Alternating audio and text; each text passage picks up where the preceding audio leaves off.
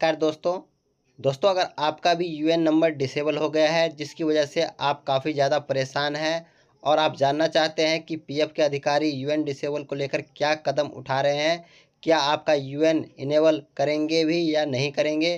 तो दोस्तों आपको इस वीडियो में पूरी जानकारी बताने वाला हूँ, सब कुछ बताने वाला हूँ। और दोस्तों जो भी जानकारी मैं बताऊँगा वो अपनी तरफ से नहीं बताऊँगा, जो ईपीएफओ ने जानकारी दी है उसी के आधार पर मैं आपको बताऊँगा।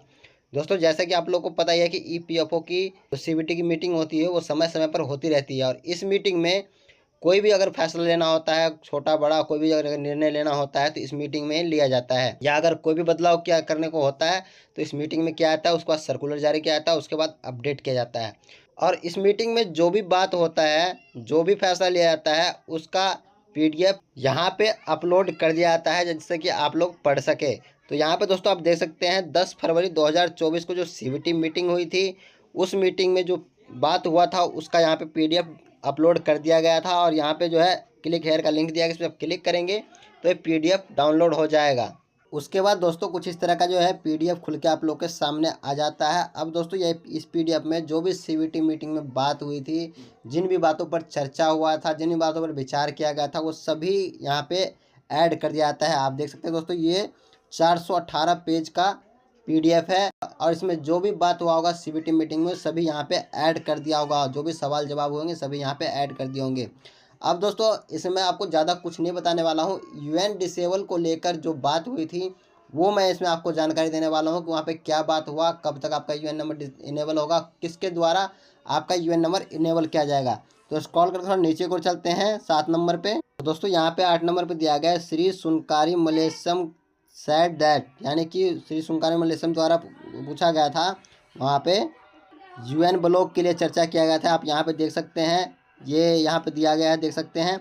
और यहाँ पे इन्होंने बताया है, उन्होंने ABRY मुद्दे के कारण अवरुद्ध यूएन के मुद्दे को उठाया और केंद्रीय स्तर पर यूएन को अनब्लॉक ROS को सुविधा प्रदान करने पर जोर दिया। तो दोस्तों यहाँ पे इन्होंने सवाल उठाया था। उसके बाद नीचे को जाएंगे स्क्रॉल करके जहाँ पे जानकारी दी गई है, चलिए हम आपको दिखाता हूँ जानकारी कहाँ पे दी गई है। तो दोस्तों हम 34 नंबर पेज पे चले जाते हैं सीधे, जहाँ पे यूएन ब्लॉक के बारे में जानकारी दी गई है। और यहाँ पे दोस्तों इंग्लिश में दिया गया, मैं इसको हिंदी में कन्वर्ट करके आपको बताता हूँ। दोस्तों यहाँ पे दिया गया है कि श्री SK शर्मा ने आगे कहा, दोस्तों ये कोई अधिकारी है जिन्होंने ये सवाल पूछा था। उन्होंने कहा कि एक अच्छी योजना चलाई गई थी ABRY योजना, लेकिन कुछ अनियमितताओं के कारण कई पीएफ मेंबर के खाते को डिसेबल करना पड़ा, फ्रीज करना पड़ा, जिसके कारण सदस्य अपने पीएफ खाते में लॉगिन नहीं कर पा रहे हैं। हालांकि डी फ्रीज करने के निर्देश जारी कर दिए गए हैं लेकिन अभी तक उस पर कोई कार्रवाई नहीं किया जा रहा है। उन्होंने स्थिति की समीक्षा करने के लिए कहा और यह सुनिश्चित करने का अनुरोध किया कि सदस्य अपने पीएफ अकाउंट में लॉगिन कर सके। तो यहाँ पे दोस्तों ये बताया गया है। उसके बाद चलिए दोस्तों आगे देखते हैं क्या लिखा है। उसके बाद दोस्तों यहाँ पे इसका उत्तर दिया गया है कि प्रतिष्ठानों के एक विशेष वर्ग यानी कि 1/10/2020 के बाद कवर किए गए प्रतिष्ठानों के कुछ सामान्य धोखाधड़ी वाली गतिविधियों का पता चला था। इसके मद्देनज़र ऐसे प्रतिष्ठानों से जुड़े यूएन को सरकारी धन की सुरक्षा के लिए उन्हें डिसेबल कर दिया गया था और उनको लॉगिन करने की सुविधा बंद कर दी गई थी, निष्कर्षीय कर दिया गया था। दोस्तों आपको बता दें कि जब ABRY स्कीम आया था उस स्कीम में बहुत सारे धोखाधड़ी हुए थे, जिसकी वजह से जो है ईपीएफओ ने ABRY में जितने भी पीएफ मेंबर का ज्वाइनिंग हुआ था, अकाउंट खुले थे पीएफ में, उन सभी का अकाउंट ब्लॉक कर दिया गया था ईपीएफओ द्वारा, ताकि आपका पैसा सुरक्षित रह सके। यहाँ पर दोस्तों बताया गया ब्लॉक किए गए यूएन की सूची संबंधित क्षेत्रीय फील्ड कार्यालयों को इस निर्देश के साथ उपलब्ध करा दी गई है कि वे उन प्रतिष्ठानों का आवश्यक सत्यापन करें जिनसे ये यूएन जुड़े हुए हैं। सत्यापन के परिणाम और क्षेत्रीय कार्यालय अनुशंसा के आधार पर इन यूएन को ब्लॉक करने और अनब्लॉक करने का निर्णय लिया जाएगा। अब दोस्तों यहाँ बताया गया है कि जितने भी फील्ड ऑफिस है, सभी फील्ड ऑफिस कार्यालय में जो है यूएन डिसेबल को लेकर जो डाटा है वो भेज दिया गया है और उनको बताया गया है कि जो इस यूएन के साथ जितने भी कंपनी जुड़े हुए हैं उन कंपनी से सत्यापन करें कि ये यूएन नंबर उन्हीं व्यक्ति का है या नहीं है, ये पता करने के लिए भेज दिया गया है। और पता करके उनके आधार, उनके डिटेल पे आधार पर ही उनका यूएन नंबर को इनेबल किया जाएगा, उनकी पहचान की जाएगी डॉक्यूमेंट्स द्वारा, तभी उनका यूएन नंबर इनेबल किया जाएगा। और यहाँ पर जो दिया गया IS डिवाइस को पहले निर्देश दिया जा चुका था कि वे ऐसा डिवाइस बनाए जिससे केवल उन सदस्यों का ID ब्लॉक किया जा सके जिन्होंने ABRY स्कीम का लाभ उठाया है, लेकिन उन्हें अन्य ऑनलाइन गतिविधियां करने की अनुमति दे दी गई थी, जैसे कि पासबुक देखना, नामांकन देखना, ये सभी सुविधा उनको दी गई थी और उन्होंने सब कुछ चेक कर लिया। और यहाँ पर दोस्तों 3 नंबर बताया गया कि जिन UN का सत्यापन हो चुका है उन्हें अनब्लॉक करने में देरी से बचने के लिए क्षेत्रीय कार्यालय को सलाह निर्देश दिया जाता है कि वे आवश्यक कार्रवाई करने के लिए रिपोर्ट सीधे IS डिवाइस को भेजें। अब दोस्तों यहाँ बताया कुछ धोखाधड़ी गतिविधियों के मद्देनज़र निधियों की सुरक्षा की जानी चाहिए।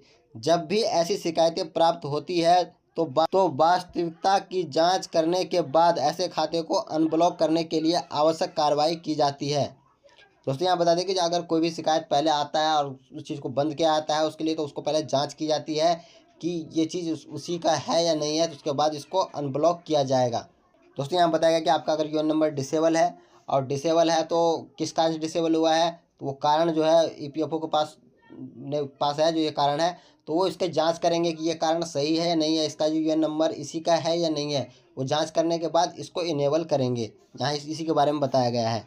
तो दोस्तों आप लोगों को अब पता चल गया होगा कि आपका UN इनेबल कराने के लिए EPFO क्या काम कर रहा है और कहाँ तक EPFO ने काम किया है। अब दोस्तों फील्ड ऑफिस को लिस्ट दे दिया गया है। आपका UN नंबर इनेबल करने के लिए जितने भी UN ब्लॉक थे उसको इनेबल करने के लिए फील्ड ऑफिस को लिस्ट दे दिया गया है और उसकी जांच चल रही है। अभी जांच कब तक पूरा होगा, जब ये जांच पूरा हो जाएगा उसके बाद आपसे डिटेल मांगा जाएगा। डिटेल मांगने के बाद आपका UN नंबर इनेबल कर दिया जाएगा। फिलहाल दोस्तों आपको एक चीज़ और बता दूँ कि एक नया ऑप्शन EPFO ने ऐड कर दिया है। ग्रीवेंस पोर्टल पर जब आप जाएंगे ग्रीवेंस रजिस्ट्रेशन करने के लिए, तो वहाँ पे एक नया ऑप्शन ऐड कर दिया है। आप देख सकते हैं ये वाला एक नया ऑप्शन ऐड किया है EPFO ने, और इस ऑप्शन की मदद से आप ग्रीवेंस रजिस्ट्रेशन कर सकते हैं। जब ग्रीवेंस रजिस्ट्रेशन करेंगे तो आपसे कुछ डॉक्यूमेंट्स वहाँ पे रिक्वायर्ड किए जाएंगे। अगर आपका डॉक्यूमेंट्स वहाँ पे सही पाया जाता है तो आपका UN नंबर इनेबल हो भी सकता है। तो आप चाहे तो ग्रीवेंस रजिस्ट्रेशन कर सकते हैं अगर आपका UN नंबर डिसेबल है। तो ये एक नया ऑप्शन EPFO ने ऐड किया है हाल ही फिलहाल में, तो आप इसका यूज़ कर सकते हैं। कैसे ग्रीवेंस डालना है इसको मैंने वीडियो बना रखा है, एंड स्क्रीन में आप लोगों को वीडियो का लिंक मिल जाएगा। और दोस्तों आपको ये बता दें कि PF अकाउंट जो डिसेबल किया गया है वो हेड ऑफिस द्वारा किया गया है। आप जो PF का हेड ऑफिस है उसके द्वारा किया गया है, और उसको इनेबल भी EPFO का हेड ऑफिस द्वारा ही किया जाएगा। तो आप लोग इधर उधर पैसा खर्चा ना करें। बहुत सारे PF मेंबर ने बहुत लोगों को पैसे भी दे दिए UN नंबर इनेबल कराने के लिए, और उनका UN नंबर इनेबल भी नहीं हुआ और होगा भी नहीं, क्योंकि हेड ऑफिस द्वारा डिसेबल है तो हेड ऑफिस ही इनेबल करेगा। कोई PF अधिकारी इसको इनेबल नहीं कर सकता, या कोई आम आदमी इसको इनेबल नहीं करा सकता। तो दोस्तों ये थी जानकारी। अगर जानकारी अच्छी लगी हो तो वीडियो को लाइक कीजिएगा, चैनल को सब्सक्राइब कीजिएगा। अगर आप PDF देखना चाहते हैं तो हमारे टेलीग्राम चैनल को ज्वाइन कीजिए, वहाँ पर आपको PDF मिल जाएगा। मिलते हैं नेक्स्ट वीडियो में, तब तक के लिए धन्यवाद।